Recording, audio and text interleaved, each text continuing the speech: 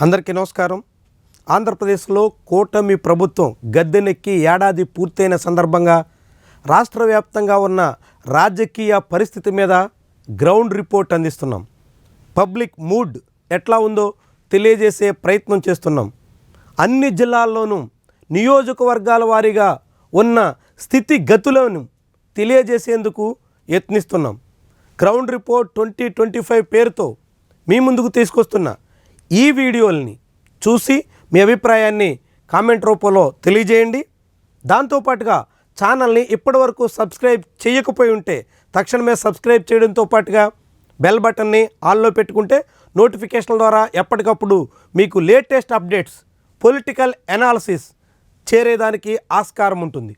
ఇక ఈరోజు వీడియోలో అన్నమయ్య జిల్లాలో రాజకీయ వాతావరణం ఎలా ఉంది, ఏ నియోజకవర్గంలో పరిస్థితులు ఎట్లా ఉన్నాయి తెలుసుకునే ప్రయత్నం చేద్దాం.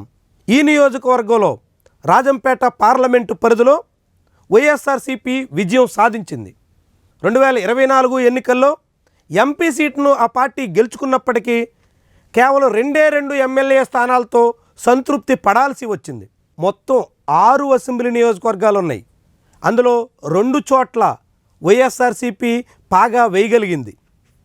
కానీ మిగిలిన 4 స్థానాల్లోనూ కూటమి అభ్యర్థులు గెలిచారు. అందులో 3 సీట్లు టీడీపీ ఖాతాలో చేరితే 1 స్థానం కూటమి తరపున జనసేన అభ్యర్థి విజయం సాధించగలిగారు. ఇక ఇప్పుడు పరిస్థితి ఎట్లా ఉంది అనేది చూస్తే ఈ జిల్లా నుంచి చంద్రబాబు క్యాబినెట్లో మంత్రివర్గంలో చోటు దక్కించుకున్న రాంప్రసాద్ రెడ్డి పరిస్థితి ఇప్పుడు ఎదురుగాలి వీస్తున్నట్టుగా కనిపిస్తోంది. ఆయన ఏడాది కాలంగా నియోజకవర్గంలో పట్టు సాధించే ప్రయత్నాలు పెద్దగా చేసిన దాఖలాలు లేవు. 2024లో ఆయనకి అన్ని వర్గాల నుంచి సహకారం అందితే ఇప్పుడు కీలకమైనటువంటి మైనార్టీలు సహా అనేక వర్గాలు దూరమవుతున్న సంకేతాలు వస్తున్నాయి. ఇప్పటికే చాలామంది మంత్రి తీరుతో వ్యతిరేకంగా మాట్లాడేదానికి సాహసిస్తున్నారు. 2024 ఎన్నికల నాడు వైఎస్ఆర్సీపీ సీనియర్ ఎమ్మెల్యే శ్రీకాంత్ రెడ్డికి వ్యతిరేకంగా రాంప్రసాద్ వైపు మళ్ళినటువంటి అనేక మంది ఇప్పుడు తిరిగి మళ్ళీ పాత గూటి వైపు పయనమయ్యేలా కనిపిస్తోంది. ఇవన్నీ రాయచోటి అసెంబ్లీ నియోజకవర్గం పరిధిలో తెలుగుదేశం పార్టీ ఎమ్మెల్యేగా గెలిచిన మంత్రి రాంప్రసాద్ రెడ్డికి కష్టాలను తెచ్చే సంకేతాలను ఇస్తున్నాయి. ఎప్పటికిప్పుడు ఎన్నికలు జరిగిన మంత్రికి కష్టాలు తప్పవు అనేటువంటి అంచనా ఉంది. ఏడాది కాలంగా అనేక రకాలుగా మంత్రి అనుచరులు దందాలు, దౌర్జన్యాలు సాగించడం కూడా చెడ్డ పేరు తీసుకొస్తోంది. ఇట్లా మంత్రి పనితీరు, ప్రభుత్వం మీద వ్యతిరేకత, విపక్షం మళ్ళీ త్వరగా కోలుకుని రంగంలోకి దిగడం 3 అంశాల వారీగా చూసిన రాయచోటులో వైఎస్ఆర్సీపీ తిరిగి పట్టు సాధించే దిశలో ఉందన్న అభిప్రాయాన్ని నియోజకవర్గ వాసులు వ్యక్తం చేస్తున్నారు. ఇక ఆ తర్వాత రైల్వే కోడూరు నియోజకవర్గం, ఇక్కడ నుంచి జనసేన పార్టీ తరపున తెలుగుదేశం మద్దతుతో అరవ శ్రీధర్ అనూహ్యమైన విజయాన్ని దక్కించుకున్నారు. వైఎస్ఆర్సీపీకి పెట్టని కోట లాంటి నియోజకవర్గంలో ఆ పార్టీ సీనియర్ నాయకుడిని కంగు తినిపించారు. ఏడాది అయిన తర్వాత ఎమ్మెల్యే పనితీరుపై ఇప్పుడు నియోజకవర్గ వాసులు పెదవి విరుస్తున్నారు. జనసేన పార్టీ తరపున ఉమ్మడి కడప జిల్లాలో గెలిచిన ఏకైక ఎమ్మెల్యే వ్యవహార శైలి పట్ల నిరుత్సాహంతో కనిపిస్తున్నారు. ఎమ్మెల్యేకి అండగా ఉన్న టీడీపీ కీలక నేతల తీరు ఇప్పుడు చాలామందిలో వ్యతిరేకతకు కారణమవుతుంది. మరొకవైపు ప్రభుత్వ వ్యతిరేకత కూడా నియోజకవర్గ వ్యాప్తంగా స్పష్టంగా కనిపిస్తోంది. ప్రభుత్వం ఇచ్చినటువంటి హామీల్ని అమలు పరచలేకపోతోంది అనేటువంటి అభిప్రాయం బలంగా ఉంది.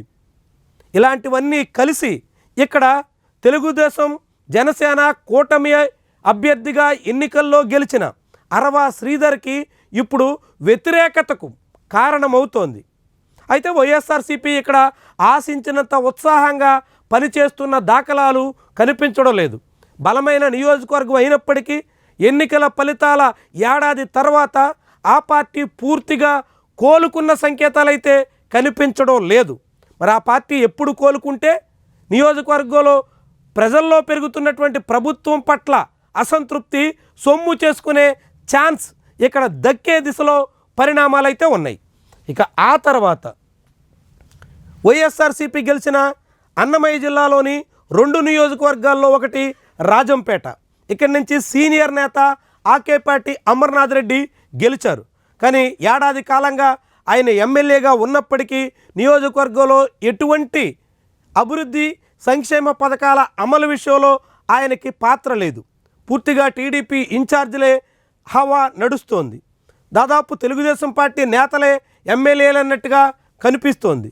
దీంతో రాజంపేటలో తెలుగుదేశం పార్టీలో ఉన్నటువంటి వర్గపోరు అధికార పార్టీని ఎక్కట్లు పాలు చేసేలా కనిపిస్తోంది.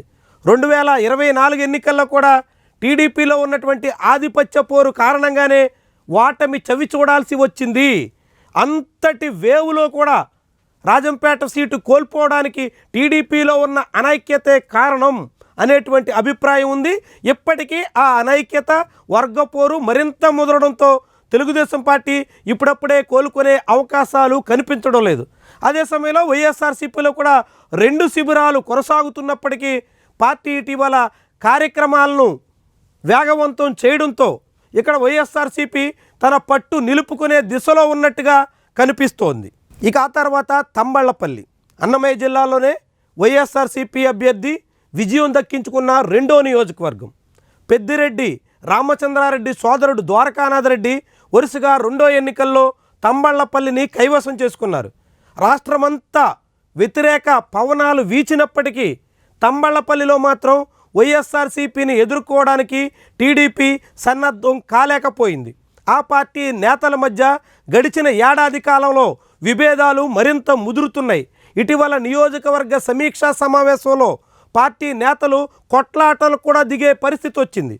జిల్లా ఇన్ఛార్జ్ మంత్రి సమక్షంలోనే ఒకరిపై ఒకరు దాడికి పూనుకోవడానికి సాహసించారు. దాంతో తెలుగుదేశం పార్టీ తంబళ్లపల్లిలో తలో దిక్కు అన్నట్టుగా మారిపోయింది. ఎప్పటికీ అధికారం ఉన్నప్పటికీ నియోజకవర్గంలో పట్టు సాధించే దిశలో టీడీపీ నాయకత్వం కనిపించట్లేదు. ఇది వైఎస్ఆర్సీపీకి పెద్ద అడ్వాంటేజ్గా చెప్పొచ్చు.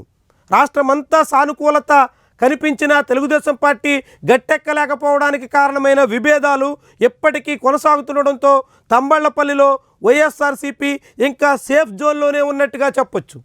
ఒకవైపు ప్రభుత్వం మీద అసంతృప్తి పెరుగుతుండగా నియోజకవర్గంలో టీడీపీ తలో దిక్కు అన్నట్టుగా సాగుతుండడం పెద్దిరెడ్డి ద్వారకానాథ్ రెడ్డికి కలిసొచ్చే అంశంగా చెప్పక తప్పదు. దాని తర్వాత పీలేరు మాజీ సీఎం నల్లారి కిరణ్ కుమార్ రెడ్డి సోదరుడు కిషోర్ కుమార్ రెడ్డి టీడీపీ తరపున 2వసారి విజయం సాధించారు. 2014లో గెలిచి 19లో ఓటమి పాలైన ఆయన 24లో రాష్ట్ర వ్యాప్త వేవ్ ప్రభావంతో కూటమి అభ్యర్థిగా విజయం సాధించారు. ఏడాది కాలంగా ఆయన పెద్దగా చొరవను ప్రదర్శిస్తున్న దాఖలాలు లేవు. వాస్తవానికి ఆయన మంత్రి పదవిని ఆశించారు. సీనియర్ నాయకుడిగా ఖచ్చితంగా తనకు క్యాబినెట్లో చోటు ఉంటుందని అంచనా వేశారు.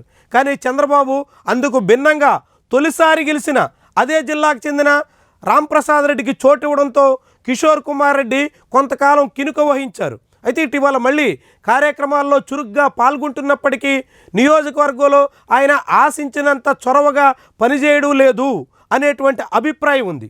అదే సమయంలో ఈ నియోజకవర్గంలో వైఎస్ఆర్సీపీ ఇంకా గాడిలో పడిన దాఖలాలు లేవు. ఆ పార్టీ నేతలు ఓటమి భారం నుంచి ఇంకా కోలుకున్నట్టు కనిపించడం లేదు. ఇది తెలుగుదేశం పార్టీకి అడ్వాంటేజ్గా కనిపిస్తోంది. ఎప్పటికిప్పుడు ఎన్నికలు జరిగిన టీడీపీ అభ్యర్థికి డోకా ఉండకపోవచ్చు అనేటువంటి అభిప్రాయాన్ని పీలేరు ఓటర్లు చాలామంది వ్యక్తం చేయడం కీలకమైనటువంటి అంశం. ఇక ఆ తర్వాత మదనపల్లి ఈ నియోజకవర్గంలో తెలుగుదేశం పార్టీ తరపున షాజహాన్ బాషా అనూహ్యమైనటువంటి విజయాన్ని దక్కించుకున్నారు. కానీ ఏడాది కాలంగా ఆయన వ్యవహార శైలి అనేక వివాదాలకి కారణమైంది. తెలుగుదేశం పార్టీలోనే ఇప్పుడు 2 శిబిరాలు నడుస్తున్నాయి. తెలుగు యువత నాయకుడు చినబాబు ఎమ్మెల్యేకి వ్యతిరేకంగా తీవ్రంగా పావులు కదుపుతున్నారు. నియోజకవర్గంలో టీడీపీ 2 క్యాంపుల్ని తలపిస్తోంది. అధికార పార్టీలో ఐక్యత ఏ మాత్రం కానరావడం లేదు. ఇది పాలక పక్షానికి పెద్ద సమస్యగా మారేందుకు అవకాశం ఉంటుంది. ఇక జిల్లా కేంద్రంగా మదనపల్లిని మారుస్తాము అంటూ ఇచ్చినటువంటి హామీని కూటమి ప్రభుత్వం ఇప్పటి వరకు నెరవేర్చలేదు. ఇది మదనపల్లి నియోజకవర్గ వాసుల్లో అసంతృప్తికి, అసహనానికి కారణమవుతుంది. ఎమ్మెల్యే పనితీరు కూడా అంతంత మాత్రంగానే ఉంది అంటూ మదనపల్లి వాసులు చెప్తున్నారు. ఒకవైపు ప్రభుత్వ వ్యతిరేకత, రెండో వైపు మదనపల్లిలో నియోజకవర్గ ఎమ్మెల్యే మీద పెరుగుతున్నటువంటి అసంతృప్తి అన్నీ కలిసి మదనపల్లిలో టీడీపీని కలవరపెట్టే అంశాలుగా కనిపిస్తున్నాయి. అయితే అదే సమయంలో వైఎస్ఆర్సీపీ ఊహించినంత వేగంగా కోలుకుంటున్నటువంటి దాఖలాలు లేవు. వైఎస్ఆర్సీపీకి చెందిన కొందరు కీలక నేతల మీద కేసులు, ఇతర అనేక కారణాలతో వెనుకడుగు వేస్తున్నట్టుగా కనిపిస్తోంది. ఇక్కడ విపక్షం కోలుకుంటే తిరిగి మళ్ళీ పట్టు సాధించే అవకాశాలు పుష్కలంగా ఉన్నాయి. కానీ విపక్ష వైఎస్ఆర్సీపీలో కూడా వర్గపోరు ఆ పార్టీకి ఇబ్బందిగా కనిపిస్తోంది. దాంతో ఇప్పటికీ టీడీపీ మీద వ్యతిరేకత ఉన్నప్పటికీ వైఎస్ఆర్సీపీ ఆ నియోజకవర్గంలో పూర్తిగా పాగా వేయగలిగే పరిస్థితి అయితే కనిపించడం లేదు అనేటువంటి అభిప్రాయం మదనపల్లె జనాల్లో ఉంది. ఇక ఇప్పటికిప్పుడు ఈ జిల్లాలో ఎన్నికలు జరిగితే 6 సీట్లకు గాను 3 చోట్ల వైఎస్ఆర్సీపీకి సానుకూలత కనిపించేలా ఉంది. టీడీపీ మాత్రం ఒక్క పీలేరులో మాత్రమే ధీమాగా కనిపిస్తుంది. మిగిలిన 2 నియోజకవర్గాల్లోనూ పోటాపోటీ తప్పదనే సంకేతాలు ఉన్నాయి. మరి ఈ పరిస్థితిని పాలకపక్షం సరిదిద్దుకోగలుగుతుందా, లేకుంటే విపక్షం మరింత పట్టు బిగించి జిల్లా వ్యాప్తంగా తన బలాన్ని మరోసారి నిరూపించుకునే దిశలో సాగుతుందా? ఏం జరుగుతుందన్నది చూద్దాం.